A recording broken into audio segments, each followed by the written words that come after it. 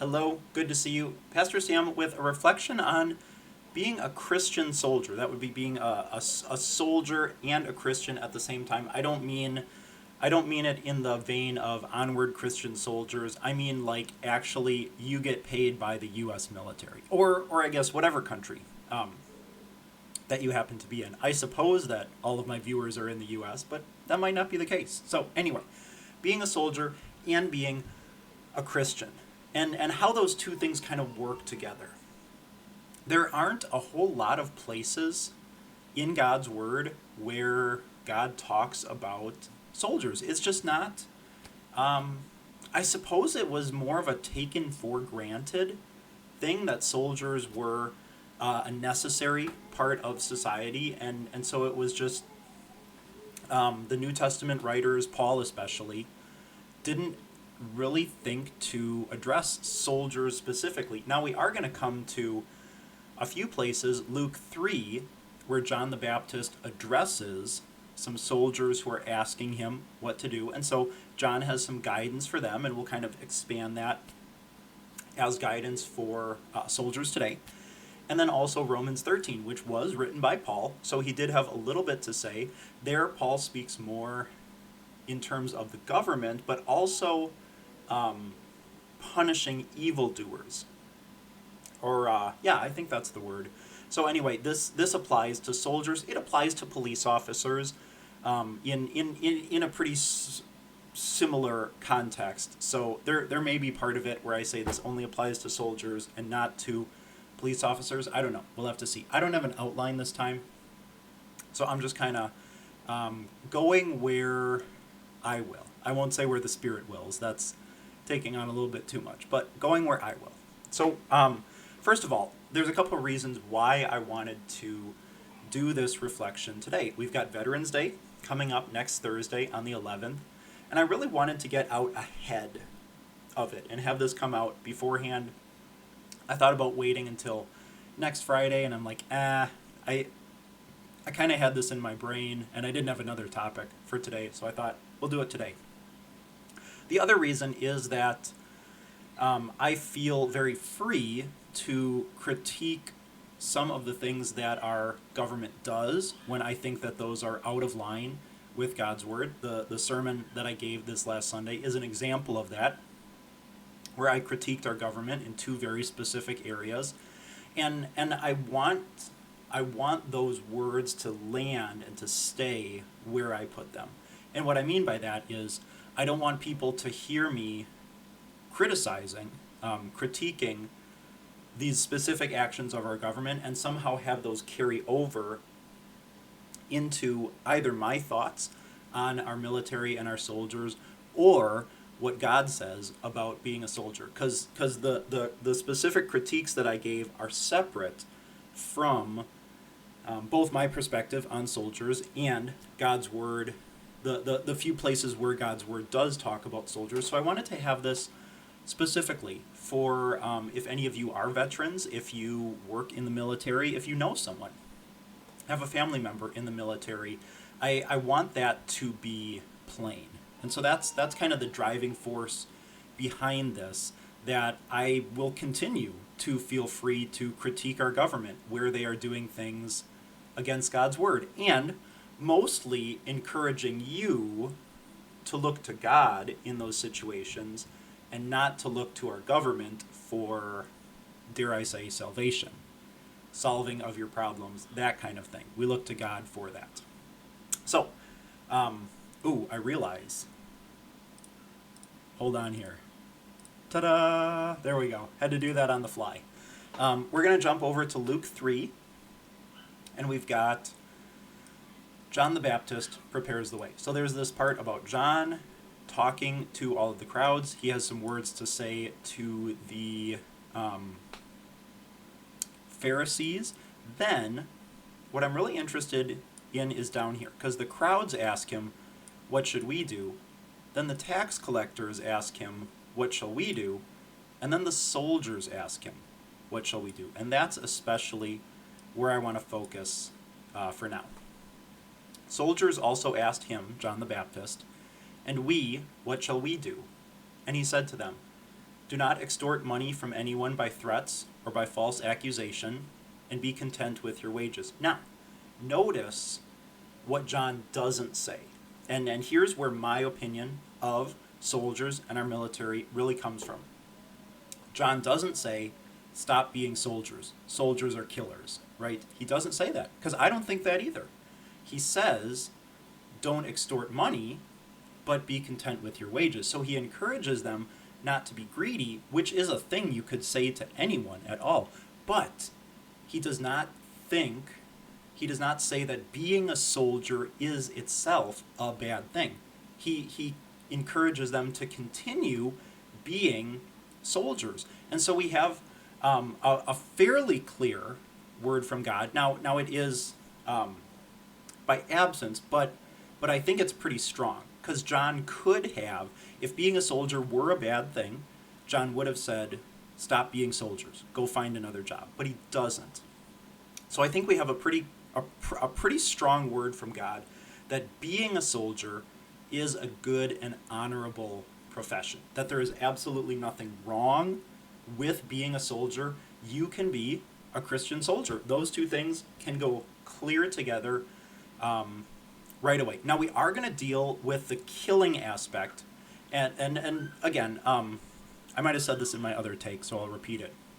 The things that I'm talking about in terms of soldiers could very easily also apply to police officers. I don't know as I'm necessarily going to say that again, but I'm just kind of throwing that out, because they are similar professions in that they are agents of the government. They are establishing law and order. And so the things that I say about soldiers, you could apply to police officers as well. I'm going to kind of stick with soldiers since we have Veterans Day coming up. But John tells them not to use their profession, their status as soldiers, to threaten people or, to threaten people or force them to get money, right? So they can't take a bribe for something, should not be, falsely threatening people to say, you know what, friend, I've got this this warrant for your arrest. I guess I'm using kind of police officer language. But for $100 I can make it go away, right? That's the kind of behavior that John is speaking against. That the soldiers not extort money by threats or by false accusation, but be content with their wages. Which again, like I said, is a good thing really for anyone to hear, right? Not to extort money, but to be content with the amount that you have. What I think is most critical in this passage is that this is the area where John focuses. And so he operates under the presupposition that being a soldier is a good thing, and that soldiers are a necessary part of this world. And we're going to kind of look more at that when we get into Romans 13, which will be our next passage. But here we have some pretty strong evidence. Let me kind of tie it back to the tax collectors too. Again, John says, collect no more than you are authorized to do. What should the tax collectors do? He doesn't say stop being tax collectors, and here's kind of why I'm making that connection. Later on in the Gospels, Jesus will continually and frequently eat with tax collectors. Now that I think about it, Jesus does a few healings for soldiers. I'm thinking of, I can't quite think of the title. Like there's this soldier, this commander who comes to him, whose servant is sick, and he says he doesn't even want Jesus to come to his house. He says, just say the word, and I know that my servant will be healed. And Jesus says, I think he says, never before in Israel have I seen such faith. And so the soldier goes away and finds that his servant had been healed that very hour. So again, here's an example where John is not condemning the profession of soldier, and then Jesus later, by his action, is showing mercy to these soldiers and not telling them to turn from it, because being a soldier is a good, honorable, respectable thing to be, or to have been, in the case that you are a veteran, right? It's a good thing to be. And so, want to make that clear. Next up, we get into Romans 13. So a little bit of a story. When I was on my vicarage, which is like an internship, up in Bismarck, I was, what was it exactly? I think it was a grandma. There was a grandma in the hospital who was dying, and she did die after a little while. But the family, the kids and the grandkids were kind of taking turns going in and out of the room. Somebody was usually there with her. And so I would pop in from time to time over the course of about, I think, 4 or 5 days is the amount of time that I was there. And so I get to know the kids and the grandkids and a little bit about them. And anyway, one of the grandsons was a police officer. And so he and I had talked during kind of the early days, but eventually he shared with me that he was thinking about quitting being a police officer because he really struggled with this idea. And I think this is probably, I'm sure there are soldiers and police officers who also struggle with this, that how could he kill people and still be a Christian? That's what he wrestled with. And I think it's an honest question. It's a question that looks at God's word. And I pointed him here to Romans 13, which I think is the right way to understand this. But his question, I'm sure, is one that other people have. How can a Christian soldier, or in this case, how can a Christian police officer shoot and kill someone? How can they do that and still be a Christian? Kind of working off of the commandment not to murder. And so there's a couple things tied in with that, and that's why we're looking at Romans 13. So I guess let's read that. I'm looking at how much all right. Let every person be subject to the governing authorities, for there is no authority except from God, and those that exist have been instituted by God. Therefore, whoever resists the authorities resists what God has appointed, and those who resist will incur judgment. For rulers are not a terror to good conduct, but to bad. Would you have no fear of the one who is in authority? Then do what is good, and you will receive his approval, for he is God's servant for your good. But if you do wrong, be afraid, for he does not bear the sword in vain. For he is the servant of God, an avenger who carries out God's wrath on the wrongdoer. And where I really pointed this person is here at the end of verse 4, right? If you do wrong, be afraid. He does not bear the sword in vain. The unfortunate reality of our lives on this earth is that there is evil. There are evil actions. I don't know if I will go so far as to say there are evil people. There are certainly damned people, people who will be going to hell. I suppose that I will say there are people who do evil things. And kind of, anyway, maybe that's a point for a different time. Anyway. And so those people who do evil things must be stopped. There must be some limit upon their behavior, because what happens without that limit is that evil has a way of, at least in this life, overpowering, especially good. And so if evil were allowed to just run, the good people would have to be in constant fear, and they would not be allowed to dwell, to be in peace and safety. They would have to constantly be, warding off those who do evil. So the Lord has established, first of all, the government, which is where Paul takes us, right?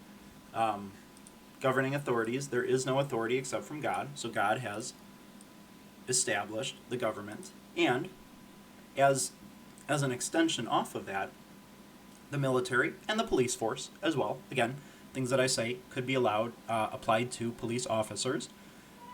God has established the military and soldiers to punish and hinder evil, right? To stop evil from occurring. Those who do evil need to be stopped, and yes, that might include and will include and does include killing them. I'm not going to get really into the death penalty. I feel like that's probably a good topic to address on its own. But kind of getting back to my story, that police officer, and I don't know if he had killed anyone at that point. I'm using that word a little loosely. Again, never mind. Murder is the word I was thinking. He hadn't murdered anyone, right? I'm sure of that. But I don't know if he had killed anyone at that point in time or not. I kind of think not. He was just kind of wrestling with what would happen if I did have to kill someone. But I pointed him here and said, the people who do bad are punished. And the one who carries out, and not the one who carries out that punishment, God's punishment, is the military and our police officers as well, right? He is the servant of God. This is a phrase that is usually applied to folks like me, but here, in kind of a very strange, maybe unexpected twist, servant of God is applied to our soldiers, our police officers. They are servants of God, avengers who carry out God's wrath on the wrongdoer. Now we'll kind of get into kind of back to what John was saying. What happens when soldiers overstep their bounds? We'll come back around to that. But for now, we're not going to worry about that quite yet. So for those folks who are veterans, for those who are in the military, for those who are police officers, you might have had to, you maybe will have to, kill someone. That is a part of the job. And I thank God that there are people like you. If you have had done that, or do that, or even will do that, I thank God there are people like you, because I don't think I'm quite sure I could not be one of those people. And so God has created us all with different strengths and skills and fortitudes to be able to do a whole host of different professions, to cause this world to exist and allow God's good people to dwell in safety. And one of the main professions is soldier, police officer as well, which allow people like me to dwell in safety. So I thank any of you who have been soldiers, who are soldiers. I thank you if you have, if you are the family member of a soldier, because I know there must be sacrifices made when they go off on deployment, and you're left kind of holding the family together back at home, right? There is a great amount of dedication that goes into being a soldier, and I want to make very clear both the amount of thanks and admiration that I have for our soldiers and our police officers, and also make very clear to them that the work they do, yes, even killing people, is God's work, which probably sounds kind of weird to have me say something like that. But they are, like our passage in Romans here says, carrying out God's wrath on the wrongdoer. And so as our soldiers are carrying out their orders, as our police officers are stopping people who do evil, they might have to kill them.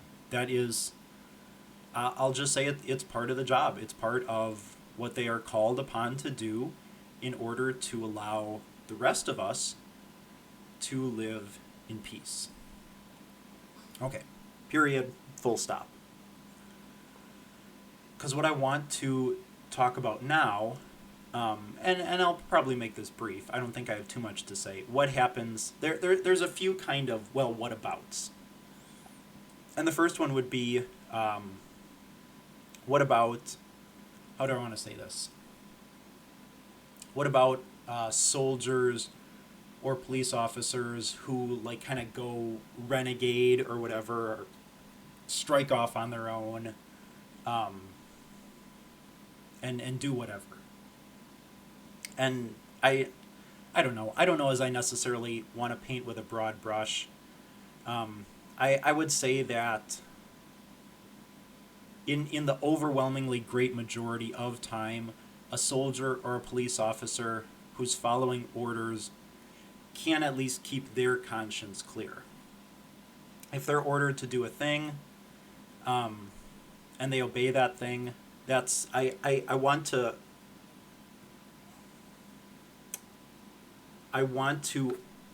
insulate their consciences from the burden of what they were ordered to do. The people who are giving the orders will be accountable to God on Judgment Day for the orders they give. And so if someone has given a bad order, I'll say, right, like obviously killing, I don't know, a bunch of children. Now, there's all kinds of just cases and what ifs and what abouts that can go in there, but the person who gave that order, I think, and this is my opinion, right? This is my opinion.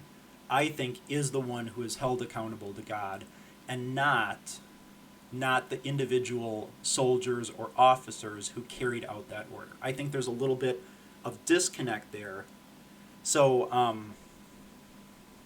think about, let's bring it into the church, okay? Think about if I start telling you guys something weird, right? Some weird thing. In order to be a Christian, you have to, I don't know, drink distilled water. Let's pick something pretty innocuous, right? If you drink anything except distilled water, you're going to hell, right? Let's say I say something like that. And you guys follow it. You follow it. You trust me. You're like, that sounds kind of weird, but he seems to know what he's talking about, so let's just go along with it. On Judgment Day, who is the one who would carry the blame for that? I don't think it would be you. I think it would be me. I think God would be like, why did you think it was important that they drink distilled water? Like, where did that come from? That he would address it to me, the one who gave the teaching or the order, and that he wouldn't really burden you with it. It might even be like a positive thing. Wow, you listened to your pastor in this case. He was telling you a crazy thing, but like, I'm glad that you listened to this person who I put in authority. Now, as far as you go, right, I would still have to answer to God why I thought it was a good idea to tell you to drink distilled water. But that's kind of the example that I'm giving, right? So the people carrying out the order, I think, are kind of insulated from it, whereas the person giving it is the one who is going to be held accountable for that decision. Now, I will say, I don't know. I don't want to have that. I don't want to. There's too much specificity. Well, what about this, and what about, what if the kids are there's all kinds of different examples that somebody can come up with that will put a bad spin or whatever. So what's the other one? This is the problem with not having an outline. If they do something, the other maybe common criticism is, well, what about like bad guys? What about the bad guys? Are they killing? So think about, I'm going to use a historical example because hopefully a bit of time has elapsed, right? World War I. I have to think about who was in World War I. Pretty sure the Germans were. Anyway, the German forces versus like the English forces, right? And who was the good guy in that war? Who was the bad guy in that war? And again, kind of goes back to what I said about the person giving the order. For those German soldiers in World War I, I'm sure that they considered themselves to be at least not the bad guy, right? They were following orders. They had been told that what they were doing was a good thing to do, the right thing to do. And so I want to allow clarity of conscience for the individual soldiers and really put responsibility where it lies, which is the one who gives the orders. That person who gives orders will be accountable for the things that they have said and told.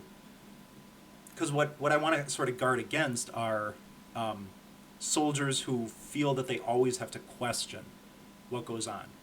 Okay, you want me to go attack this town. Well, why am I attacking this town? What did they do, right? Our soldiers should be following orders, and the person giving them should be giving them in a I guess in a good way, right? And not ordering them to do immoral or ungodly things.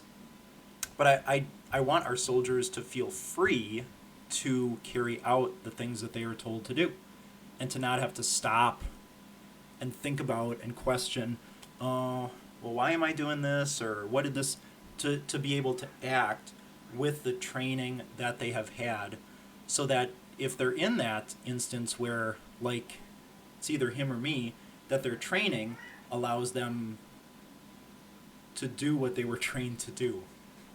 So anyway, there's always lots of examples, lots of what ifs, lots of situations that are very specific and that have tons of just different circumstances on. But my main point, and where I kind of want to land on this, is how I began. Being a soldier, being a police officer, is a good, necessary, honorable profession.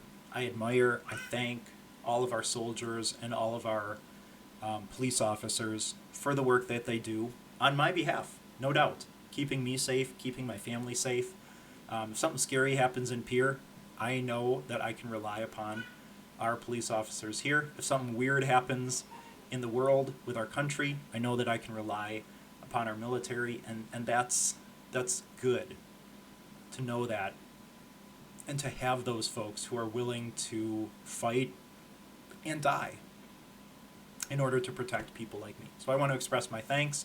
If you are a veteran, if you are a soldier or a police officer, my personal thanks to you for doing what you do, and continuing to speak that these professions are honorable, and that they are not wrong, that they don't have to be ashamed of things that they did, things that happened, but that that they are a necessary part of our world. So anyway, thanks for tuning in. Thank a veteran, thank a police officer, thank a soldier, if you know any of them, for the work that they do, because they are so important. So I will see you next time. I'll figure something out for next week's reflection. I got a whole week until then. But God's peace be with you.